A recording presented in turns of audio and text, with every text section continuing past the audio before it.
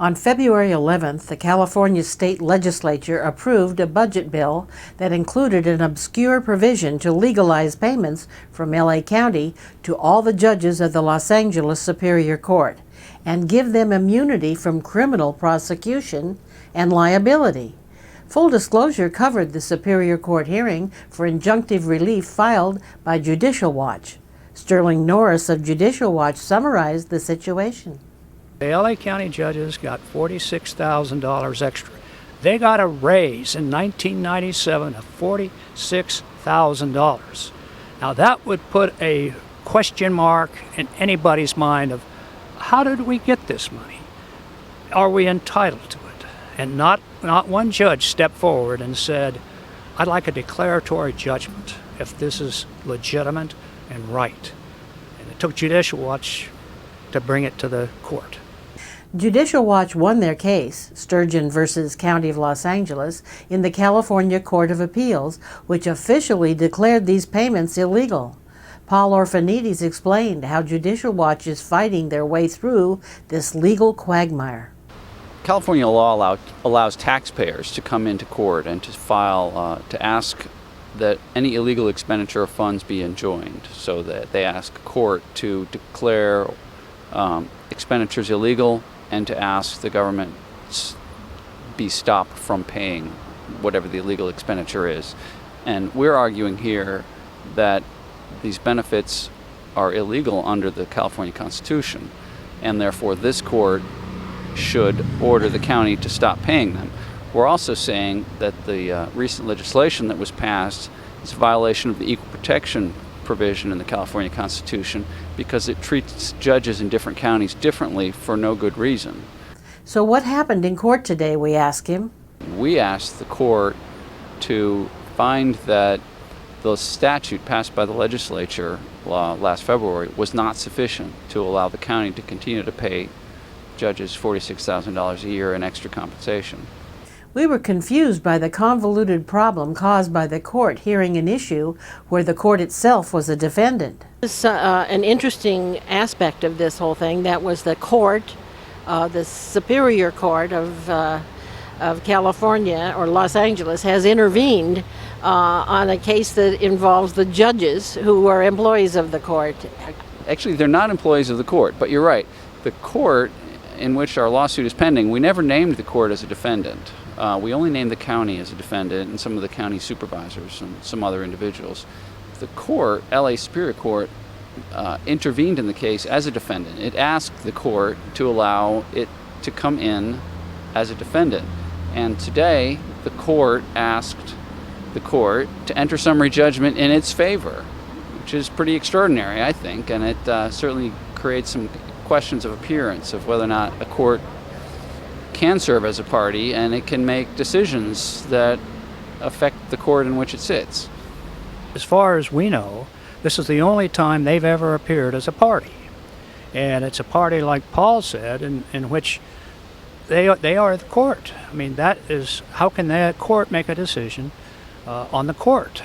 And I think it indicates something more here. I think it indicates the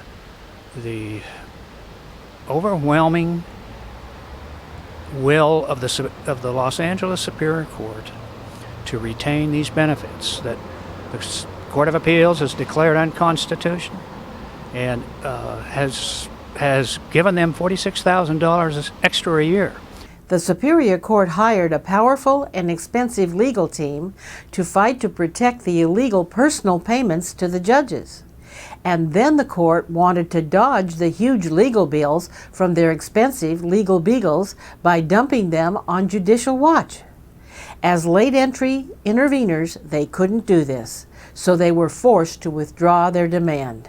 So the court asks the court to participate as a defendant, and then it also says that it might, at the end of the case, it may seek to have us, our client and the nonprofit Judicial Watch that is representing the client, pay its attorney's fees if it wins. And that's just extraordinary for, a public entity, the court, to come in and ask the court to order a taxpayer to pay its attorney's fees. And, you got to ask who these attorneys are. The court has gone out and hired Gibson Dunn Crutcher, which is a very prestigious, I'm sure it's a very expensive, nationally known law firm, to try to defend these benefits. The court also went out and hired lobbyists to lobby the legislature. I think they charged $10,000 a month, or they paid $10,000 a month. And who paid for that? Well, we're not exactly sure where the money came, because the court's budgets are not as transparent as other government entities. We think it came from the court's funds. Of course, those funds come from taxpayers ultimately, so you do have the taxpayers footing the bill for the court's lawyers to try to continue to allow the county to pay all these extra benefits to the court.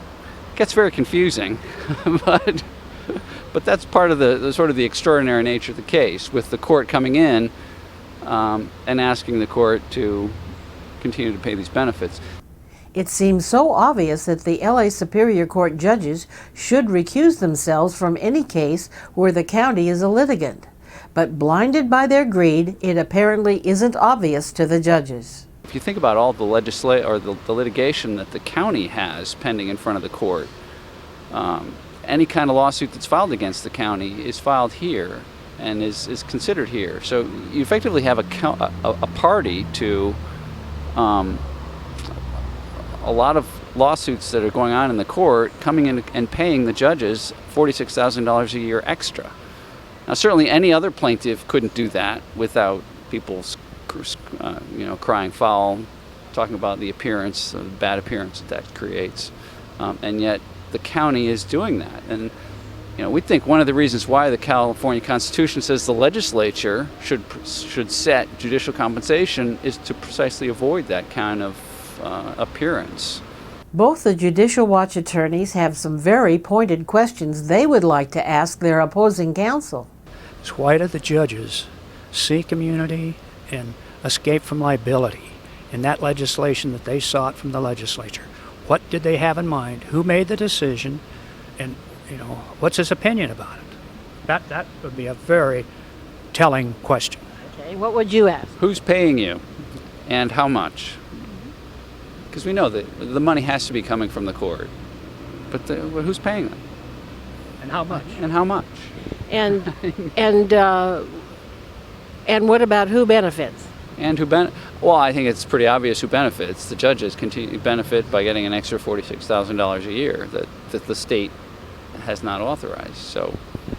But as in all things with public policy, government doesn't have any money of its own. It only has the funds that it takes from us, the taxpayers. If they lose, who pays them? Taxpayers.